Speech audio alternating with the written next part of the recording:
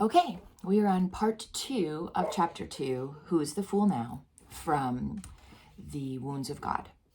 The kindly sisters made them a food parcel for their journey, and they were on their way directly after Mass. They had made such good time the first 2 days that they were sure of arriving at St. Dunstan's before Vespers.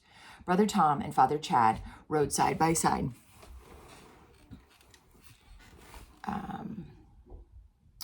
Enjoying the change of scenery in each other's company. Father Peregrine kept a little apart from them, speaking rarely and clearly on the edge. They stopped to eat and watered their horses at noon and sat while to let their horses crop the roadside grass. Father, shall I not see to your hands? Brother Tom ventured again. 3 days of holding the reins of a horse had left them more awkward than ever, and it had not escaped Tom's notice that it was with more difficulty than usual that Father Peregrine broke his bread and meat as they ate. Not now. We must press on. I want to be there before evening. Prior William is a heartless, cunning fox. Whatever this conference is about, it'll not be what it seems. He feels obligated to invite me to give credibility to his appearances, but see how he left it so late that I can reasonably be expected to get there late or never, without actually being able to say I was not asked in time. Depend upon it, he'll force me out of the debate in chapter, and away from the meal table conversation if he can. Well, we shall see. He knows then, does he, that you are thus disabled, Father? Inquired Father Chad. Not from me, but yes, no doubt he knows. The only thing that takes more care to inform itself than love is hatred, and he hates me with a thoroughness that unnerves me a little, I confess. I've worsted him in debate before, and that he will not forgive. Anyways, enough, we must be away. We'll not be late. They rode in at the large gray stone gatehouse that straddled the moat surrounding the impressive priory of St. Dunstan just after the afternoon office, dusty and tired. They were received with all civility, and news of their arrival was sent to Prior William, who came out to meet them as their horses were led away to be stabled and rubbed down. Prior William greeted first Father Peregrine, then Father Chad with the kiss of brotherhood. Brother Tom, who carried their pack, he barely acknowledged. As the formalities of greeting were exchanged, Tom studied the prior's face, narrow, mobile, and intelligent, with thin lips and very little color. Its most striking feature was his eyes, which were a very pale blue beneath silver eyebrows. The premature whiteness of his hair added to the impression he gave of coldness and austerity. Tom reflected that through his lips curved in a smile as he addressed Father Peregrine. His tone, as he spoke, was like frostbite. The chamber is being prepared for you upstairs in the north wing of the guest house, Father Columba, he said. His voice was as soft a woman's, as soft as velvet. Upstairs? Buttled in Brother Tom. My lord, there must be some mistake. Let it be, brother, said Father Peregrine quickly, but Prior William's attention was caught. Is that inconvenient, my son? He asked in his soft, gentle, dangerous woman's voice.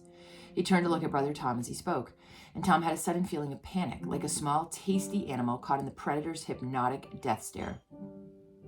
He's lame, my lord, as you can see, Tom stuttered. I had thought, the prior sputtered, smiling faintly, that a man who could make such good time on horseback must be less disabled than I expected.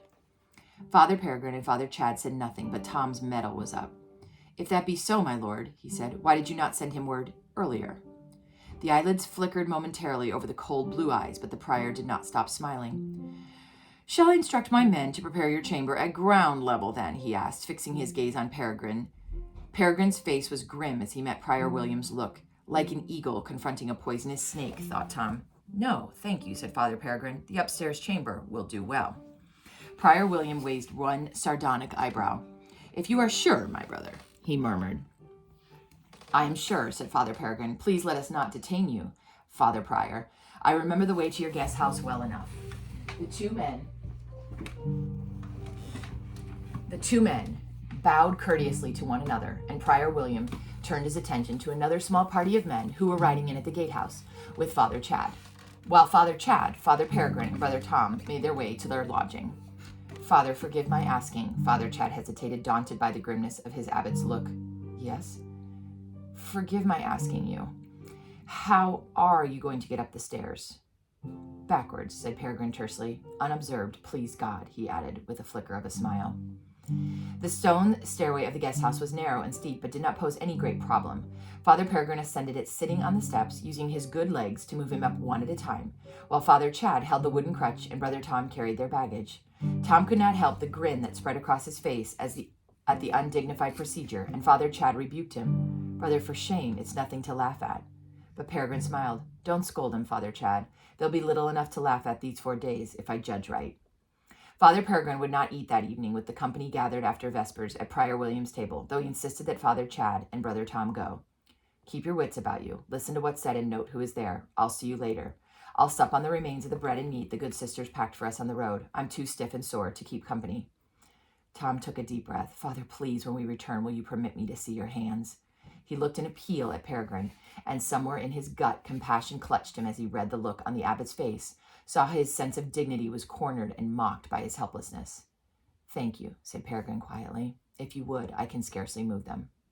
After supper, then, said Tom cheerfully, and turned to follow Father Chad out of the room. Brother, his abbot stopped him, you are quite welcome to stay. I told you so. Tom grinned at him, understanding how fragile was the dignity with which he protected his disability. I wouldn't dare, he replied. I wouldn't dare. Most of the men who sat around the long, carved table in Prior William's great hall that evening were unknown to Brother Tom, but Father Chad discreetly pointed them out. Abbot Hugh from the Cistercian house to the east of our place. You know already. That's his prior with him, whose name I forget. The dark, bearded man I know not, though judging by the habit he's one of us.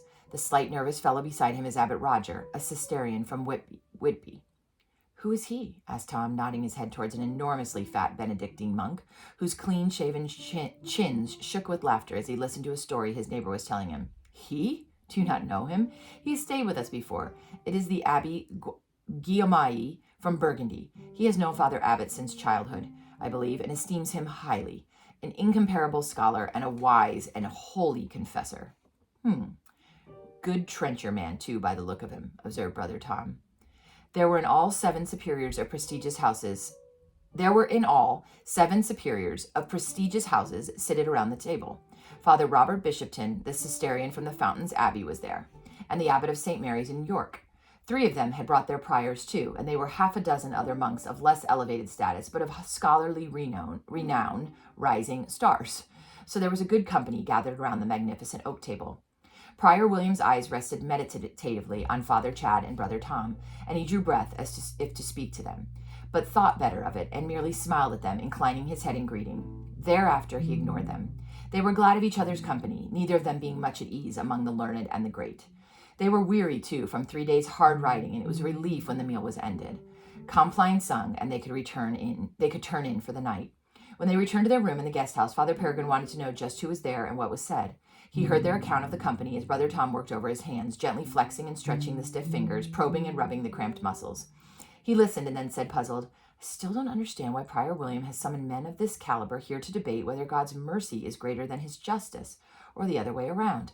If it had been Abbé Guillaume, I could have understood it.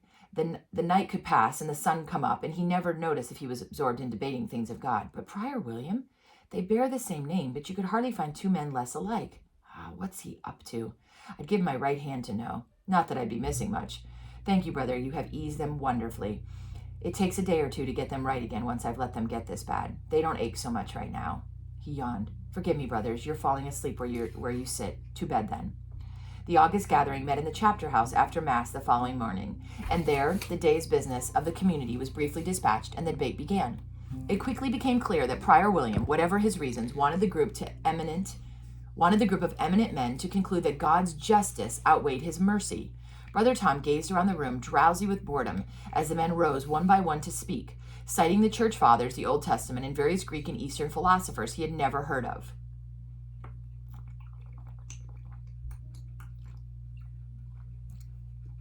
His attention was recaptured by Prior William's silky voice as he began to wind up the talk of the morning.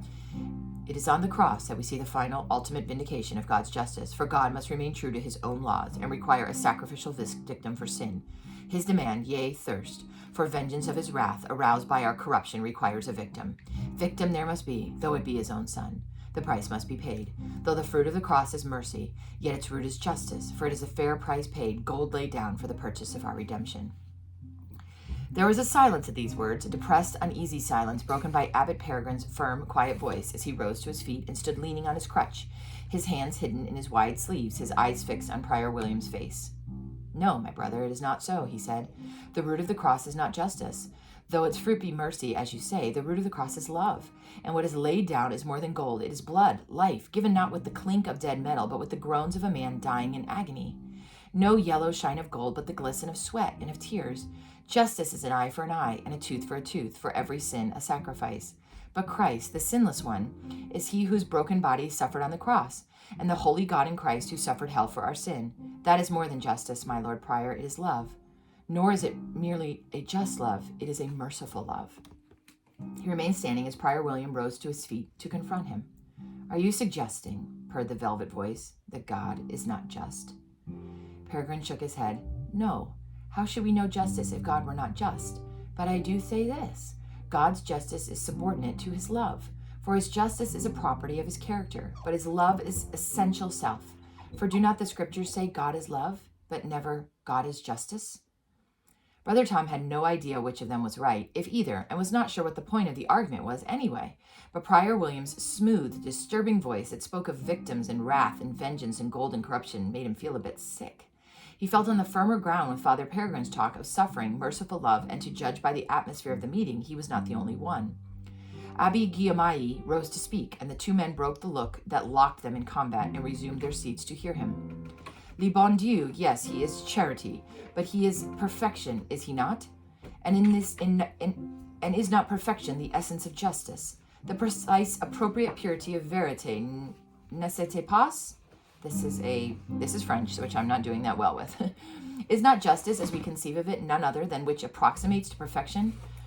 In the incomprehensible perfection of God, where all is a radiance of pure light, all crookedness is made straight, is not love swallowed up in the manifestation par excellence of justice, that is perfection? No. Peregrine was on his feet again, his eyes burning. No, good brother, for God loves me, even me. And though Satan parade my sins and weaknesses before me, yet I am saved by the love of God in Christ Jesus, from which nothing can separate me. Justice would separate me from the love of God, but my sins do I justly perish. But I am redeemed, reborn, recreated. I am held and sheltered and restored by the love of God. I cannot call that justice. It is grace, free grace. It is the most prodigal generosity. It's all mercy. Brother Tom glanced across the chapter house at Prior William. The prior was gently caressing his chin with his hand, and his eyes were fixed on Father Peregrine with a cold, calculating, thoughtful look. Tom had never before seen such pure hatred, unmixed with passion or anger or any such agitation. Ruthless, single hatred. He shivered. The company were murmuring their assent to Peregrine's assertion, but Pierre Guillaume took it serenely. To him, winning or losing was immaterial. He saw debate as a lovely thing in itself, a sculpture of truth chiseled out by the cut and thrust of argument. He was well content. It was at this point that the chapter meeting broke for high mass, and Tom sighed with relief to be able to stretch his stiff limbs and move again. After the suffocating boredom of the morning's debate, the liturgy with its color and music seemed like a night out at the inn. Despondency descended on him as they returned to the chapter house to pursue the debate after mass. He decided that 4 days of this would be more than he could endure, and resolved to make himself scarce after the midday meal. Meanwhile, the talk battled to and fro concerning the perfection of justice, the perfection of mercy, the essence of perfection, whether or not perfect mercy is a form of justice, the essence of God, all substantiated by long quotations in Latin, which Tom couldn't understand properly, and references to a bit of the Athanasian Creed, which he couldn't remember. Eventually, he dozed off in his sleep. He cheered up considerably at lunchtime. The table was laden with the choicest roast fowls and such rich sauces, vegetables beautifully prepared, dishes of fruit and cheese, a feast to make a man's mouth water. The normal rule of silence was suspended on this occasion so that the talk might continue on an informal basis. Brother Tom didn't care what they talked about. There was enough food here for him to eat as much as he wanted for once in his life, and as soon as this long Latin grace was said, he applied himself to do it with great relish. The men who sat down to eat were divided roughly according to status. Prior William presided at the head of his table among the scholarly and eminent men he had invited to the conference. Lower down the table were those like Father Chad, men of importance but not of first rank, Abbott's priors mainly. Brother Tom sat with the small fry at the end of the table, young monks like himself who were their abbot's esquires. He felt a little uneasy at being separated from his abbot. Once again he had not had a chance to attend to his hands, nor opportunity to speak to the lay brothers who served at the table here, to ask them to help Father Peregrine with his food. Still, his abbot had common sense enough and was used to coping in these situations. No doubt he would prefer to avoid having attention drawn to his disability. Brother Tom investigated the wine that had been poured for him.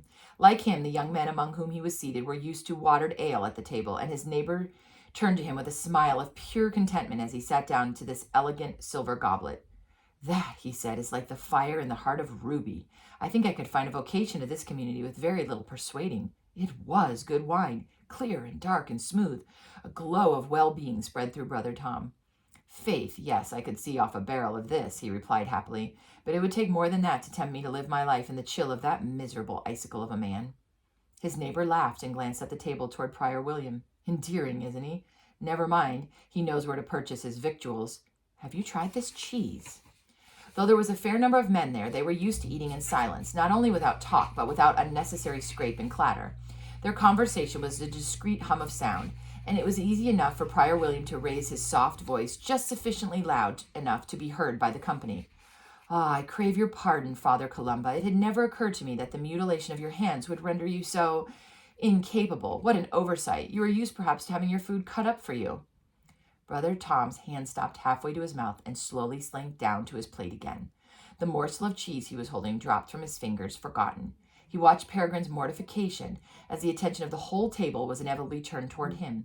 He had spilt some of his food, but not much, and had been struggling with his knife to cut a piece of meat. It was unwise to attempt it, but he was hungry, and the food was delicious. The knife had turned in his awkward grasp, and there was gravy splashed on his hands and on the fine little tablecloth. Brother Tom looked anxiously at Prior William as he reclined in his graceful chair, holding Peregrine in the cool taunting of his gaze. Don't, whispered Tom. Oh, please don't. It was unbearable. Perhaps you would prefer to have your food cut up for you, purred the spiteful voice. The pale eyes watched him relentlessly. The eyebrows were raised and the lips curved in their mirthless smile. Father Peregrine returned his gaze. His face flushed, his jaws clenched. The men nearest them stirred uncomfortably and tried in vain to keep their conversation going. Father Peregrine looked down a moment at his food. Then he looked back at Prior William. The pale blue eyes shone with a malicious mockery. Father Columba, he prompted. Brother Tom held his breath. Yes, please, said Peregrine humbly. I would be grateful for that assistance. Tom's breath sighed out of him as the tension was broken. He felt like standing on his chair and cheering. What a man, to so humble himself to that cruel devil. He rejoiced inside, but his rejoicing was numbed when he saw Peregrine's hand was shaking as he reached out for his goblet of wine. It had cost him dear.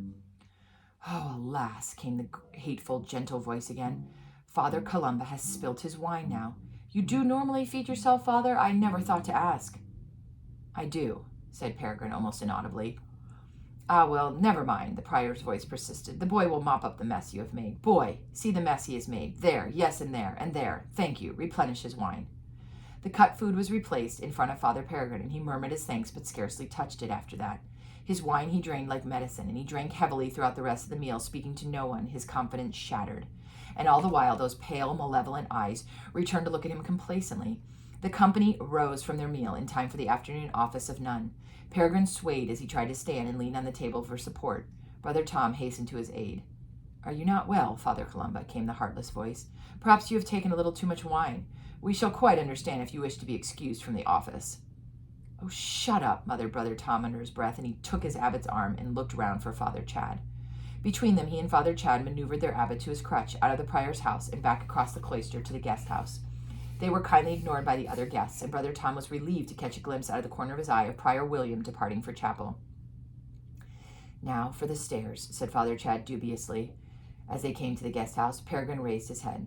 Chad, go to chapel, he ordered abruptly. I don't trust that weasel out of my sight and hearing. Go to chapel. I'll join you later. But he leaned on Brother Tom as he spoke, and his speech was very slurred. Tom doubted very much if he would be going anywhere but his bed, although getting him there would be another matter. Some of his escapades with Brother Francis proved good practice for this occasion, for it was not easy manhandling a man, both lame and dead drunk, backwards up a narrow stairway. Peregrine complicated matters by refusing point blank to relinquish his crutch, which he clung to as the last symbol of his independence.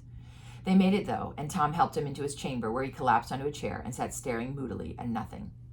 Let me unfasten your boots, Father. I think maybe a sleep would do you good, suggested Brother Tom, and squatted at Peregrine's feet to untie the thongs that laced his boots.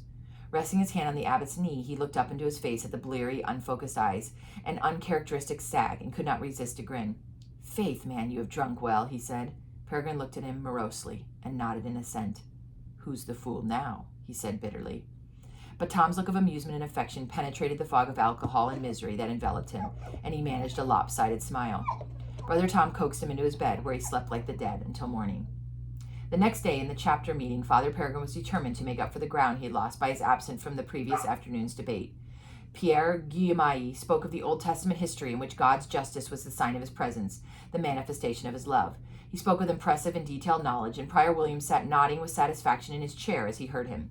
But when Peregrine stood to speak, their eyes were all upon him.